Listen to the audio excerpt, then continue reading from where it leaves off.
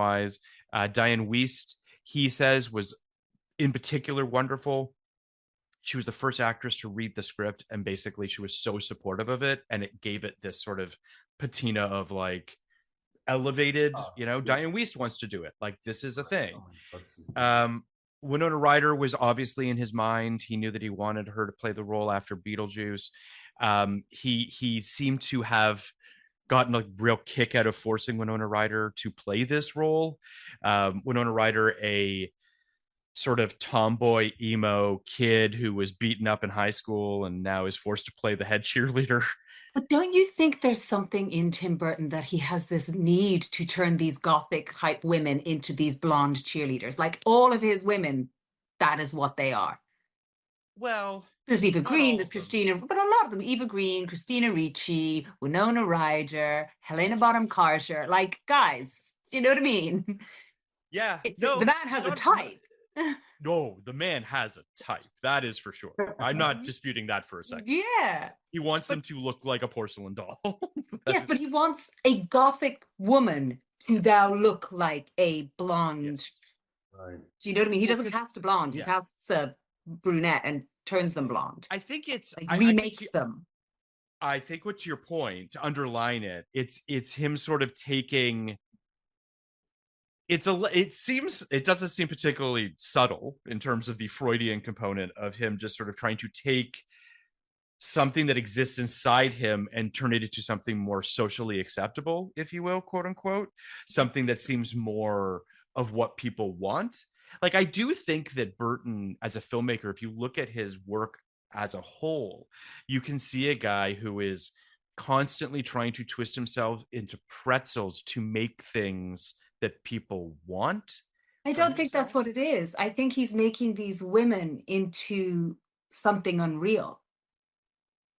That's also true. Do you know what I mean? Like they look not real because like you're so used to seeing, let's say, Eva Green as in a certain way, and then when she comes out as a blonde, you're like, that doesn't.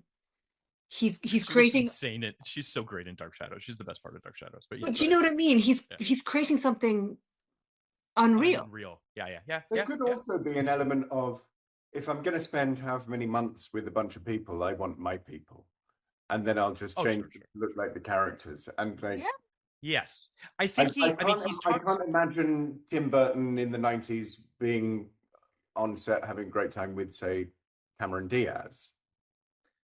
No, I know what you're saying. He definitely wants his crew. By the way, I only chose because she's the first blonde actress from the 90s I could think of. No, nothing against her. By the way, she might have loved being in a Tim Burton movie. I mean, being I was John about to say, Malkovich. because maybe the other way around. She all gothic. That could be very cool. I like Cameron Diaz. I'm sure Tom's not saying anything derogatory. You know, because I know that she's a big fan of the podcast, and yes. This is like me feeling horrendous about the Daniel Day-Lewis line. That was my favorite. I still sit there going, God, you're such a dick. Oh my God, you're being silly. Can I just say though, that he lives near me here, by the way. It's entirely possible that he listens to the podcast. I could run into him somewhere. Here's here what I know. Listen, Daniel Day-Lewis doesn't listen to fucking podcasts. that is if he was playing a character that really liked podcasts. Sure.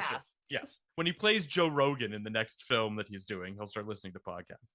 I do think that the Winona Ryder thing is interesting because he obviously wanted Winona Ryder because he loved working with her in Beetlejuice, and weirdly does not work with her again until Beetlejuice. I mean, outside of a Killer's music video that he cast her in, which is interesting.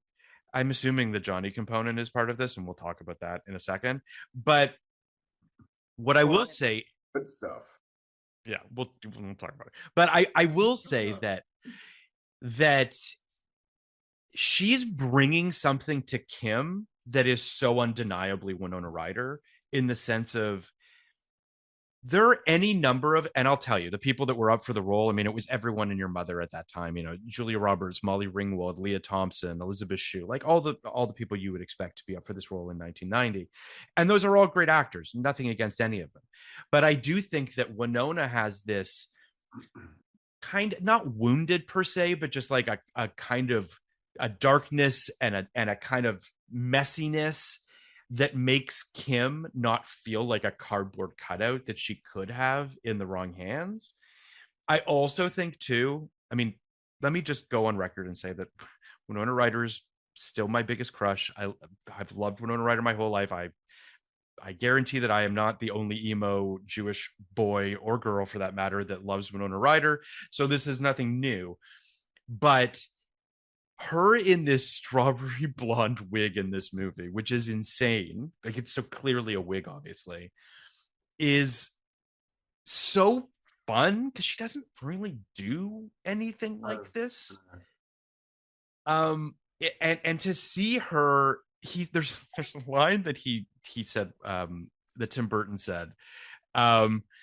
Burton wrote about Winona Ryder's character in Burton on Burton. The director laughs about how unusual it was to see Ryder in this girly outfit. It was so funny, Burton recalls. I used to laugh every day when I saw her walk on set wearing this little cheerleader outfit and a Haley Mills type blonde wig. She looked like Bambi. And she fucking hated it. Like, she was just like, this is so not me. And I think that's in the character. Like, Winona not wanting to play this role in a way, you can kind of sense it. Did you guys feel that? I don't know. No, the thing that's so great about her, and it really works for this role as well, is she has a certain, I'm vulnerable and I don't give a shit. It's give a shit vulnerability, which I really, really like, and it's very unique to her. And it kind of works for this, because there's the combination of being vulnerable with the boyfriend, but also the not giving a shit about the suburban community that she's in. Yep. I love that. I think she's great. I'm with you. I think she's really lovely in this movie. It's not a role that I think is particularly rich, to be clear. Like, I do think that she's playing a little bit of the, it's not a huge amount of nuance to it, but I think Winona's bringing something to it. In terms of the other casting, so in terms of Edward, as we mentioned, Tom Cruise was forced to sit, or he was forced to sit with Tom Cruise. Jim Carrey was considered for it. Carolyn Thompson. That would have been before. Correct. He was big, right? Correct. Yes. Carolyn Thompson wanted John Cusack, which is interesting. Tom Hanks, William Hurt, Robert Downey Jr. All of these people were considered. Yeah, I don't know, man. I mean, I don't know what that looks like. Robert Downey Jr., I can see it. See that. I'm sure he wouldn't remember doing it, just considering his extracurricular activities around that time. I read some Bright Spark studio exec suggested Michael Jackson. Correct. Is that true? He never met with him. Burton said he never actually met with Jackson, but that there was interest expressed. I don't know what that movie is either, quite frankly. Johnny Depp. Terrifying. So Johnny Depp obviously gets the role. Tim Burton is not aware of him particularly. He's just done 21 Jump Street. He's been in Nightmare on Elm Street, but he's not really a name.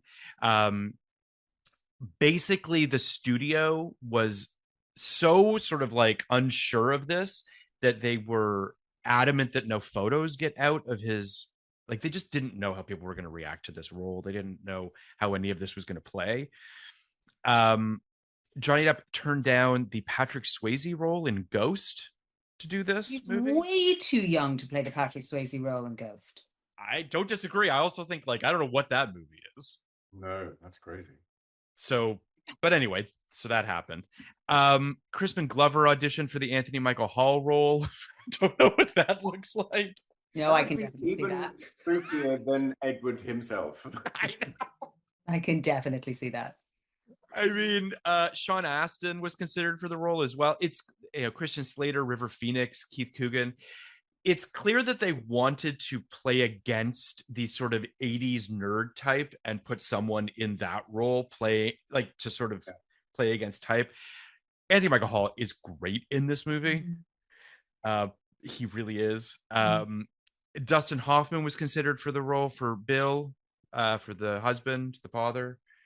But he was unavailable. Harvey Keitel, Harry Dean Yes. Stanton, Tom Skerritt. These are all people that make sense. No. But Alan Arkin, oh, so good. he's so good. He's so good. I don't know how he does it. It's sublime. He's one of those actors who, in everything he does, but funnily enough, especially in this, I watch him and I just think, where does this come from? This is brilliant. The bar scene downstairs. I was just gonna say the bar scene. They grow these glands. So good. No one delivers a line like him. No, exactly. He's an actor who I watch and I think, I wish I could come up with a delivery like that for lines. And it's every line of his.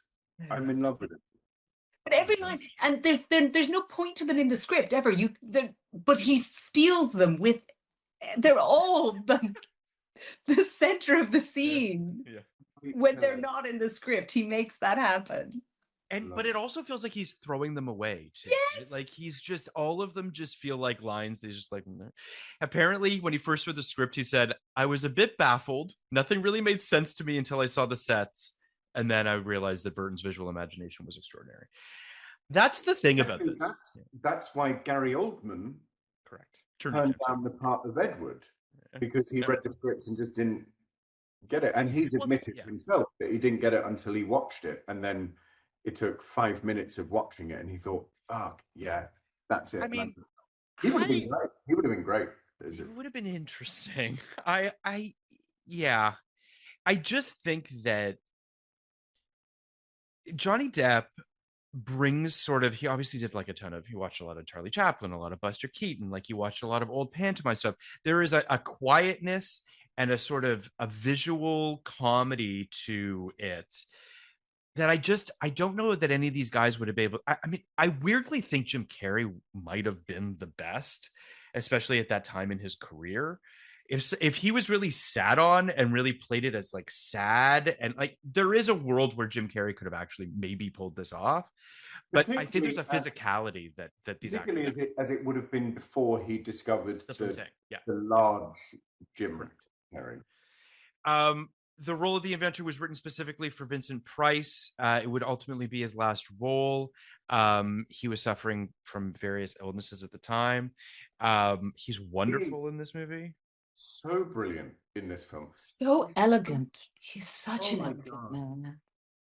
So beautiful. Like just his angles. I'm so jealous of his face. I'll take that face now. I'll take 80-year-old Vincent Price's face and just put it put that face on Tom Mason. It's a great face. Those cheekbones. Oof. I mean, my God. And also just, he's so fruity. I love how you say that, Tom. Fruity. And I'm Oh yeah. The only other person that Burton had in mind if Vincent was unable to do it was Leonard Nimoy, which I could kind of see. But obviously Vincent. Love to have seen that. Yeah. Well, actually, I would love to have seen Leonard Nimoy do anything with Tim Burton. Yeah. Absolutely. I want to talk about the Johnny and Winona thing, but very quickly, Tim Burton asked Robert Smith of The Cure to write the soundtrack. Yeah. And even sent him the script. Robert was busy recording, Disintegration. No big deal.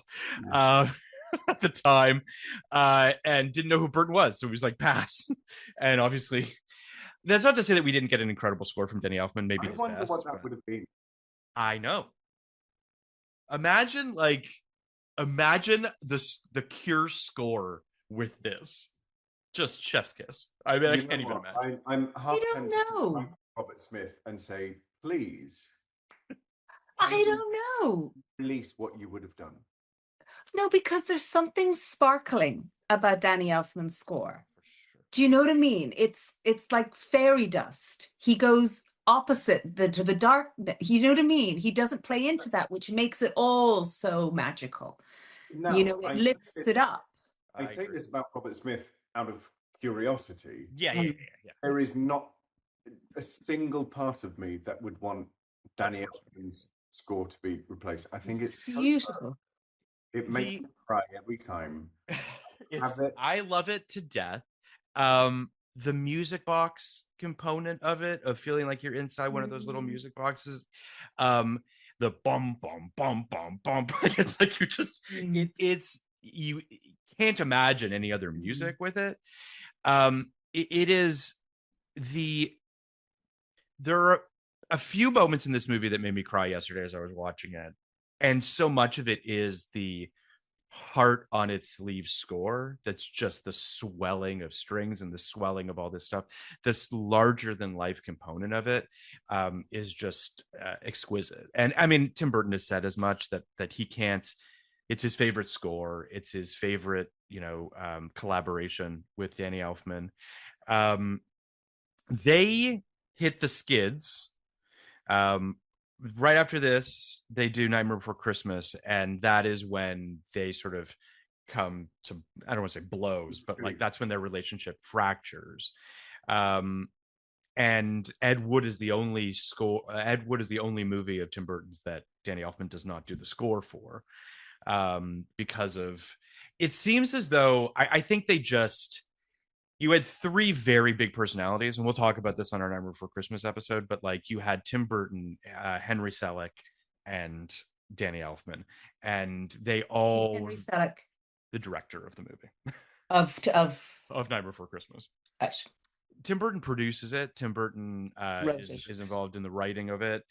Had very hands-on, but Henry Selick directed that movie, and people don't give Henry Selick his due. And I think that Henry Selick, Danny Elfman, Tim Burton, just very big personalities clashing very much on that film. So this is sort of really, I would argue, probably Tim and Danny at their most kind of like joyous, their best kind of like collaboration, because I think this is sort of the calm before the storm, if you will. Yeah.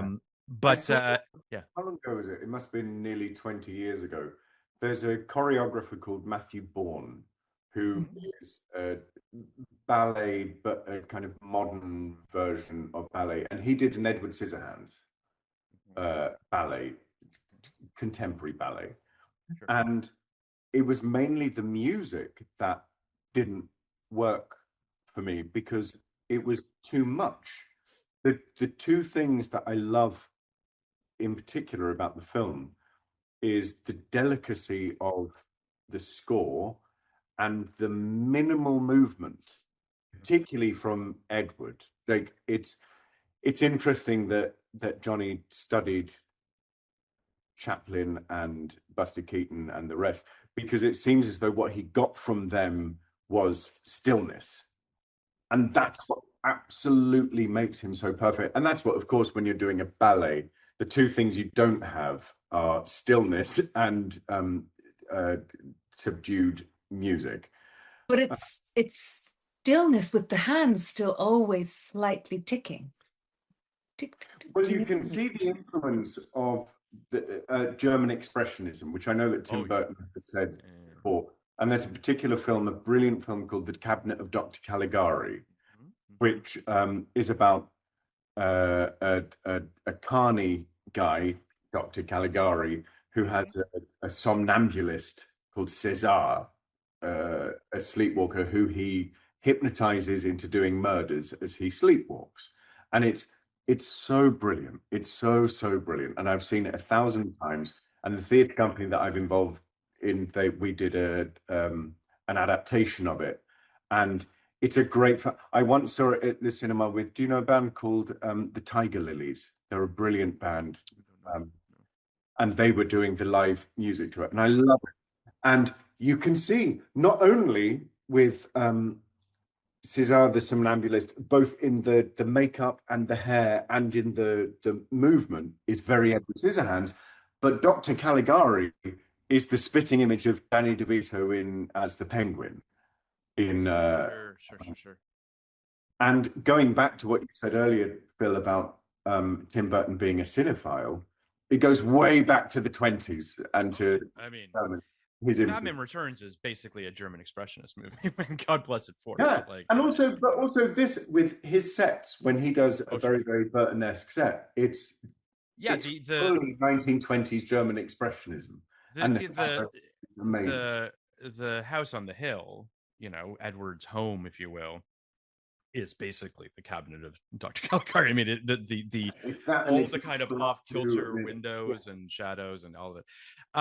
Johnny Depp called up apparently. Oh my God, Robert Hegland, who plays Freddy Krueger, and asked him how he handles the scissor hands all the time, and his yeah, and his only advice, I think, was pee sitting down, which I think is kind of amazing. But well, I want to know if Johnny Depp had only done 21 Jump Street and Nightmare, like what was it that Tim Burton saw that gave him any hope that he could, because it's such a character, and there's so there's so few lines. It's all about the physicality and the movement, and and you'd have to be able, and we don't know that anybody saw the costume or anything before. So you want to know what the audition process was that allowed him to think, yes, this guy can do it.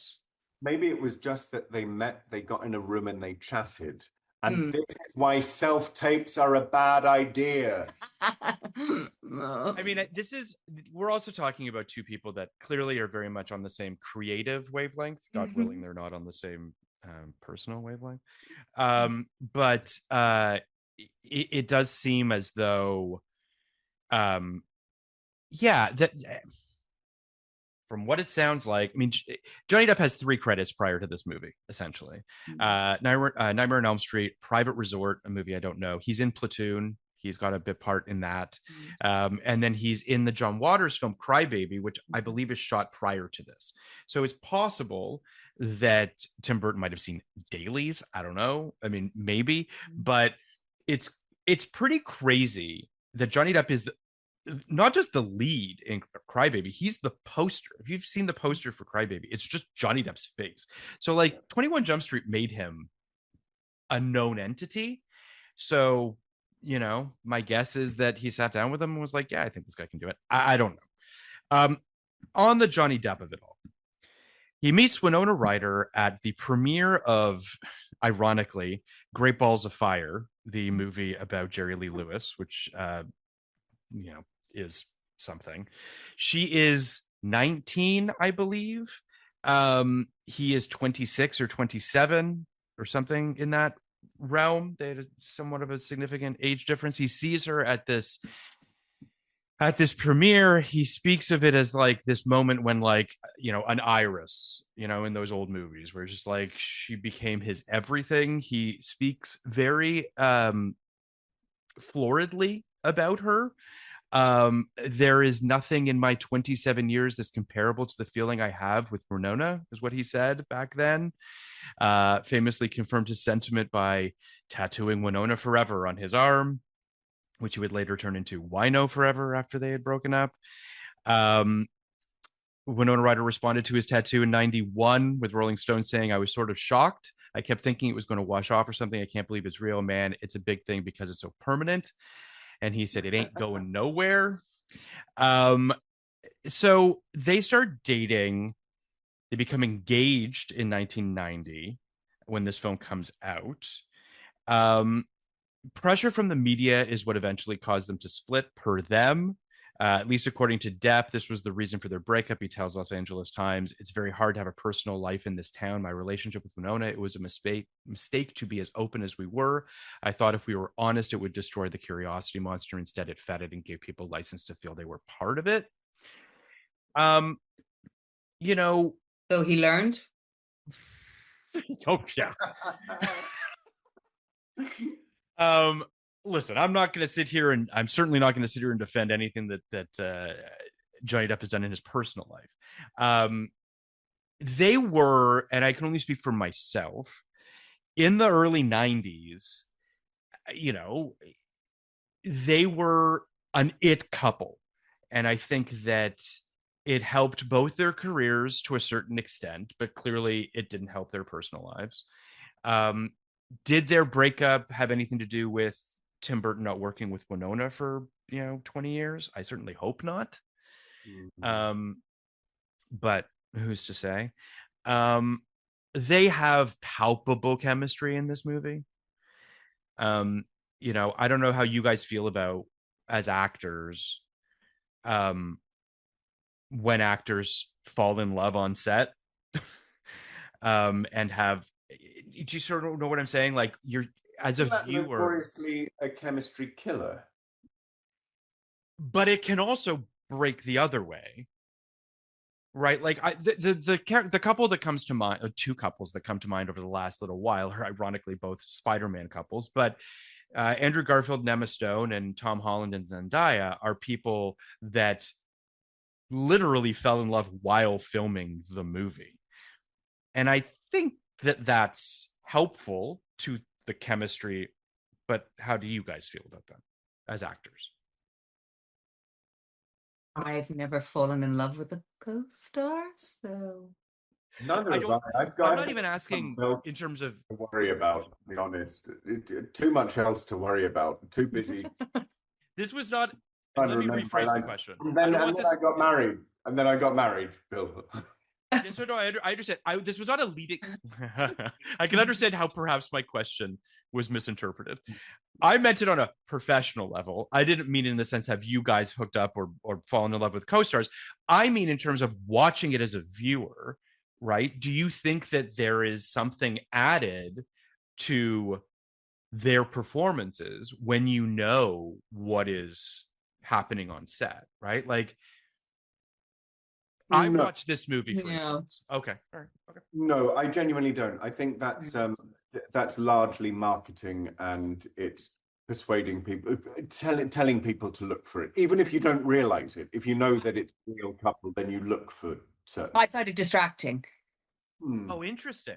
It's like the idea of Tom Cruise and Nicole Kidman in Eyes Wide Shut. Like, no. Oh no. Oh no. You don't like Eyes Wide Shut, Katie? Listen, we got to get on to me and Kubrick here, and that's a whole nother thing. That's a whole other thing. That's, Oh, that's fine. another thing. That's Not fair. that I have the problem. It's the idea that I don't want to see. I want to see the characters. I don't want to see the actors' personal lives. I see what you're saying. Do you know what I mean? Yeah, Like, yeah, yeah. I love Yeah. Zendaya. I love Tom Holland. I love them to get, like, I love the Yeah. movie, but I don't want to see their relationship on screen. I want to see the characters. So when it can't be separated, I find it distracting. And some actors don't are able to separate, Yep. and that's fine. But I don't want to see their That's life. interesting. You know? I get that. That's fair. Watching this movie, and again, perhaps it's a subject matter thing. Perhaps it's this movie in particular, which is so heightened, and everything is so kind of like, excuse me, dialed up and romantic and sweeping and all of that. Um, I can't help but wonder whether or not the way these two are looking at each other is there's a mixture going on there. You know what I mean? When I think I about, think you know, they're better actors than that. I think yeah, that's fair. Yep. because hmm, I don't feel like when I'm watching Edward Scissorhands that I'm watching Johnny Depp. So therefore, I don't think I could be Totally. watching Johnny Depp Totally. fall in Yeah, love with yeah, Winona Ryder. yeah. Do you know what I mean? So I Totally. don't think I'm seeing that. Yep. I think I'm seeing, Totally. I don't think it's informing it for me Yep. because I'm not looking at Johnny Depp, and I That also makes sense. don't Want to think love, about that. well, no, I don't want to think about that, but I also don't love the trajectory of Kim's relationship with him. I found that Interesting. hard Okay. Say because more. there was a jump for me. I was like, there wasn't, it's not you know, smooth. like for him, I could totally understand Edward Scissorhands' growth of feeling and the adoration, and I Yeah. got that. Like I got him and her, but all of a sudden, she's madly in love with him, and I was like, is this one of these things like She Flies? I have to just make the jump that she falls in love with him like that, but that jump, I didn't get enough of Kim beginning to see how Edward was special before the break-in.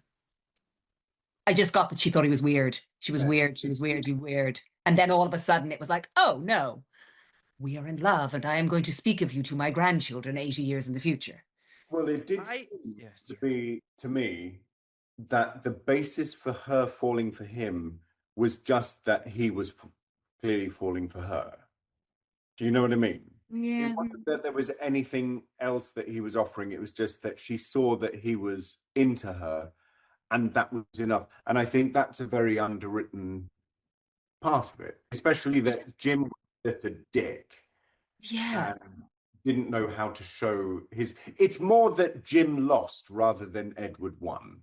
Kind of. Like Jim became so awful and then Edward was here, but she just seemed uncomfortable by Edward and uncomfortable by Edward's adoration until all of a sudden she was like, he's a wounded puppy and he's so sweet. And then once the jump had happened, I believed it.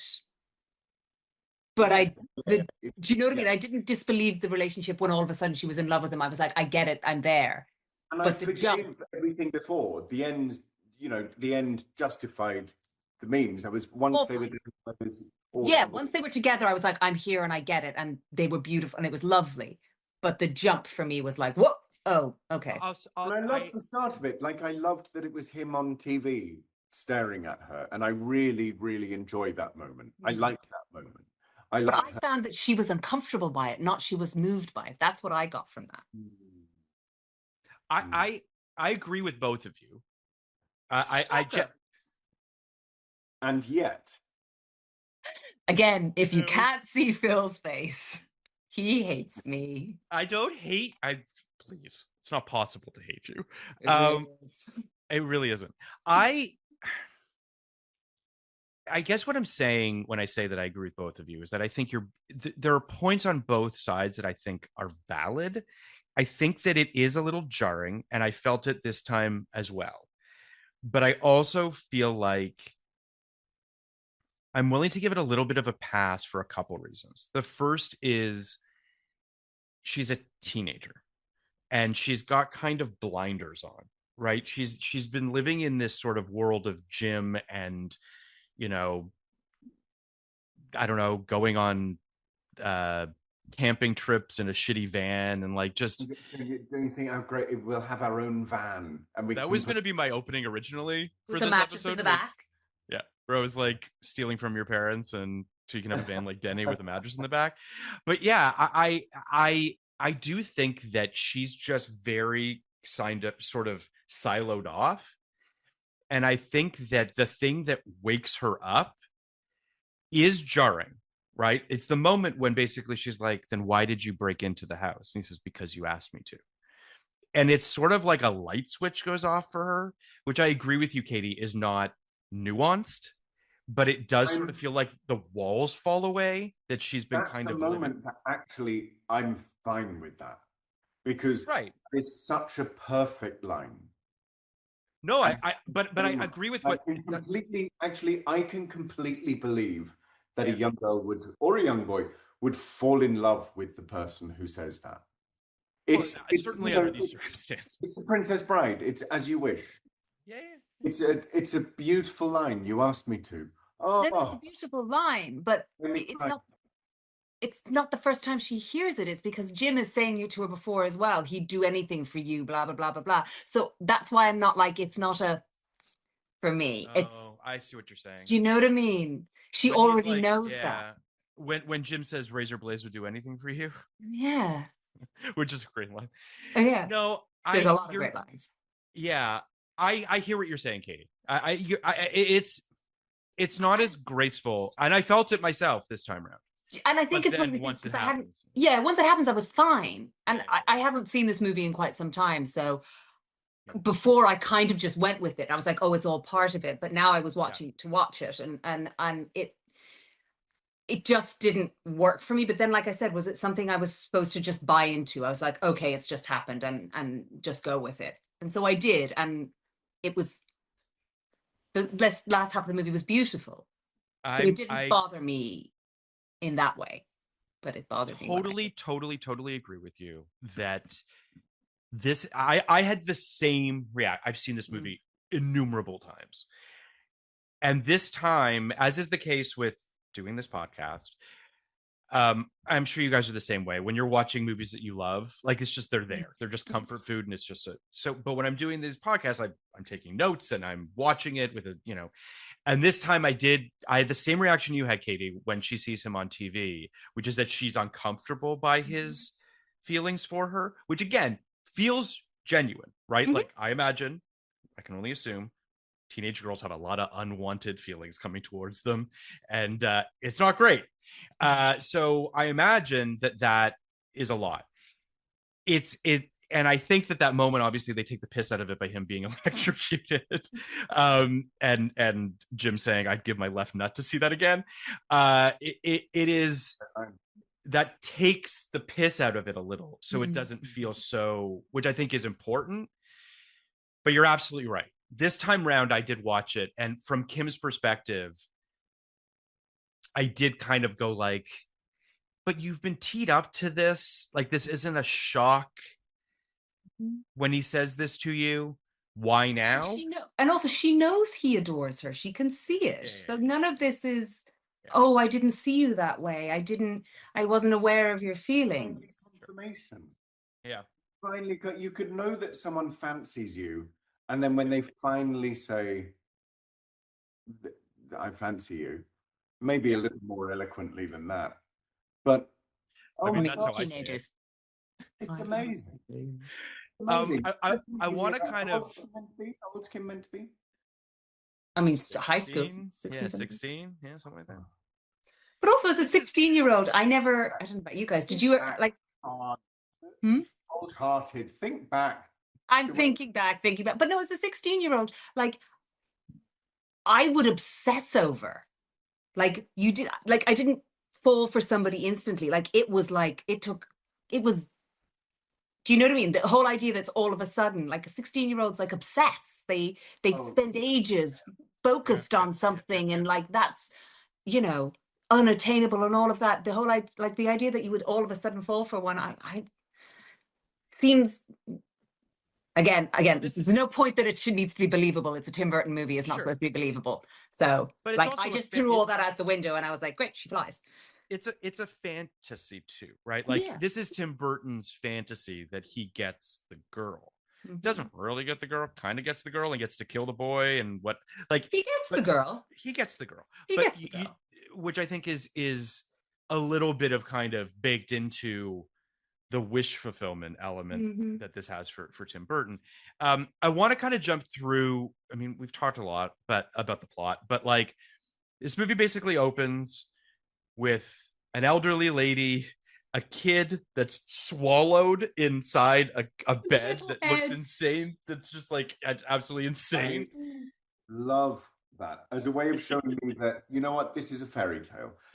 When you're a kid, everything seems massive, so I'm going to make everything massive compared to the kid. I love it. I also think every time I watch this, I feel the same way, that they do something. First of all, the old age makeup is actually really good. It is really good. Crazy, because most old age makeup back in the day sucked.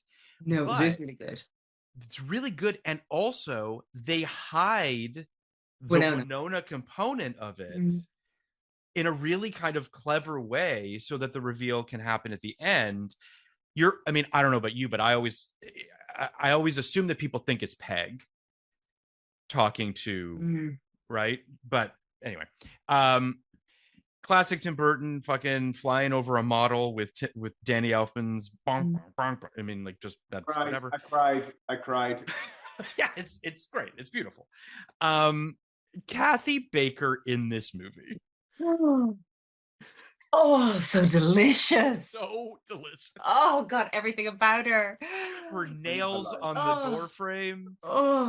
Luring repairmen to fuck them, I guess. Spooning ambrosia salad, which I don't even know what it is, but it looks disgusting. Disgusting. Into his mouth, these big, like... The cigarette. She's insane. The cigarette, the listening to Tom Jones. I mean, she's just incredible. One of the best shots in this movie, and there are many of them, Peg's side view mirror of her turning it and seeing the house. Oh, amazing. I watched it like 5 times this time, just trying to think about how they orchestrated her movement to perfectly line up with this obvious model that's wonderful, is just such a quintessential Tim Burton shot of like this gothic mansion surrounded by suburbia. Peg goes into the house. That set of the roof having caved in and Edward in the corner, that set is one of my favorite sets in this whole movie. Is so Tom's written sets in giant letters, one of his notes. Yeah, you take notes. I'm so in love with them. No, this is the first film in quite a while that I've written notes for. Okay, feel very unprepared. Edward saying I'm not finished, I mean, it is heartbreaking. I couldn't wake him up.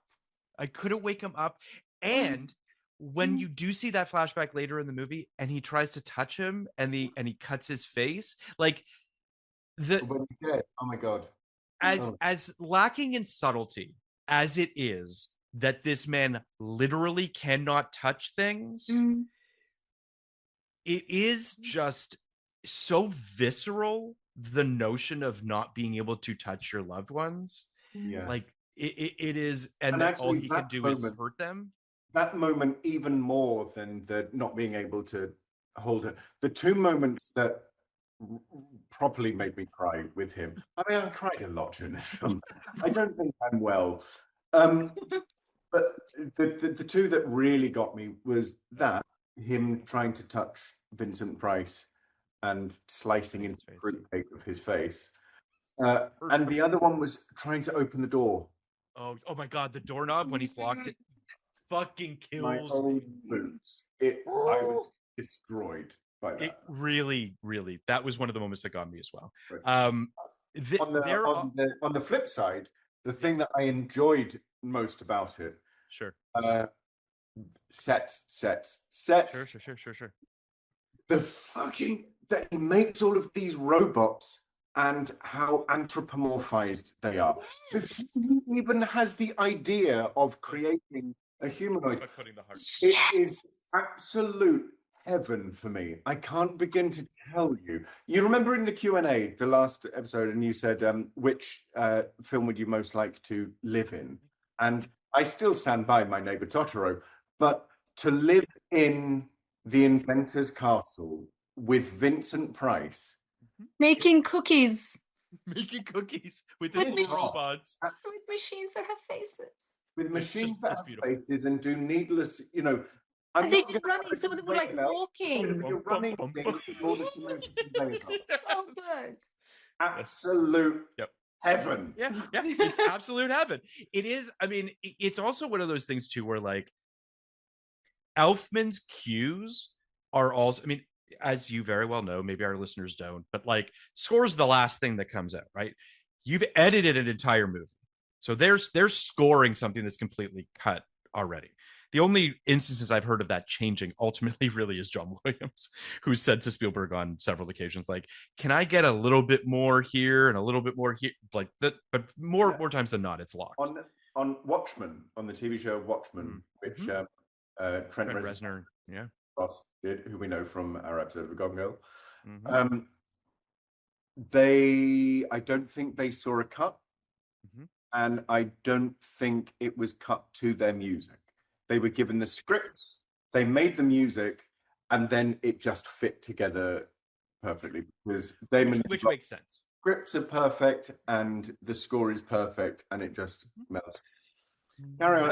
I think it's just that Elfman knows, as do most composers, to be clear, but like the money shot, right? Like you guys are talking about the sequence with the robots and they're making the whatever, and then it punches out to this big ass wide shot where you get to see this entire thing in its glory, the sets, the design, the everything, the whole thing, and Elfman just like fucking the score just comes huge. It's just like it's great. Peg saying, I think you should come home with me. Hard cut to him in the car is just amazing because it's so absurd. Because he's just yes. The drive to the house. You probably know this film. they drive past all of the scenes of suburbia. There's a kid going down a, what do you call it, a slip and slide. Slip and slide, yeah. That kid is Nick Carter from the Backstreet Boys, or the Backstreet Boys. Listen, you got to get your break somehow, you know? I Be the slip and slide kid. That's just how it goes. Slip and slide kid to Backstreet Boys. Peg bringing... You seem a little less excited by that than I was. Well, I just don't really love the Backstreet Boys. I mean, anyway. I'm not coming at that as a Backstreet Boys super. It is absurd, which is kind of all what you need from Tim Burton, is the absurdity of something, and the absurdity of that being a very young Nick Carter, I get. Yes. Even better would have been if it was a post-Backstreet Boys Tim Carter. Yes. No, that would have been even better. Yeah. Peg brings Edward into the house. He sees all the photos of the family. He immediately falls in love with Kim just based on her prom photo, basically. Don't you think it was the cheerleading photo with the pom-poms? I mean, could have been either. I really wanted a set of pom-poms as a teenager. Really? Yeah. Okay. But I wanted to be like, Smells Like Teen Spirit. Yeah. Cheerleaders, but I wanted, So anytime I see them, I'm like, yeah, that tracks, Katie, that you wanted to be a cheerleader in Smells Like Teen Spirit. Okay, revealing far too much about myself. I love this. I love when Peg is leading him out of the room and he touches the grapes. She goes, "Those are grapes." Do you wonder that was actually in the script? I don't know, but and you're like, no, they're just. It's just great. I do think that, like, speaking again to what we were talking about of the him not being able to touch stuff, when he sees himself in a mirror for the first time and then he cuts his own face, and it's just like, it's just so sad that he's putting on the clothes. You have the pantomime of him putting on the clothes, like all of these things that just make him feel, you know, so innocent and human, of just wanting to be like you. It's just, it crushes me. Him snapping the suspenders and then cutting them. Him putting a hole in the waterbed and putting then putting a toy over it. And you're just like, nope. It's wonderful. The performance is so beautiful because he doesn't overplay awkwardness. He doesn't overplay confusion. It just, this is a world, and he doesn't fully get it, and let's see what else there is. He doesn't dwell on anything, because if the character dwelled on things too much, it would remove him more, and I don't think it would have worked. He's so brilliant at someone trying to fit in without trying to fit in, without showing that he's trying to fit in. It's so very present. It's very in the moment and not. Yeah. It is not a desperate. Not Johnny Depp commenting. It's so many other actors with the actor commenting on the character in a new situation. No, for sure. You know, he reminded me a lot of Wall-E watching it this time. I can't watch Wall-E. That crushes me. I can't. I've seen it once and I'm like, I'm not putting myself through that again. It's in my top 10 favorite films. I've seen it time, and every single time I cry. It is wonderful. There's a moment in this that really felt Wall-E to me. It's when Edward is carving the roast beef, and he drops it in her lap, Kim's lap, and then he goes, "Sorry," and he like folds his hands together like Wall-E does, but when he puts his hands together, that I was just like, I can't. I'm just like fucking crying. It's so sad. There's something so sad about and Edward's just open-heartedness. Like, his heart is on his sleeve of just being like, please love me. It's so sad. I love him.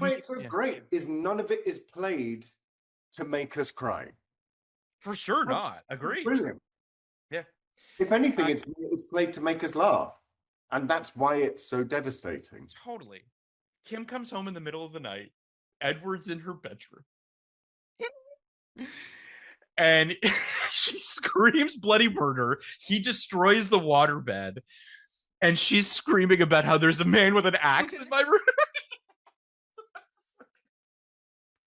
Then he's downstairs drinking. And then the next day, she offers him lemonade and he just... Yeah. Well, what I love is she's screaming. The parents come out, and then Edward, soaking wet, walks out of her bedroom. She's like, there he is! There he is! Walking out of the bedroom. It's fantastic. The bar scene the aforementioned bar scene is perfect. They get these glands, and then Edward says, glands.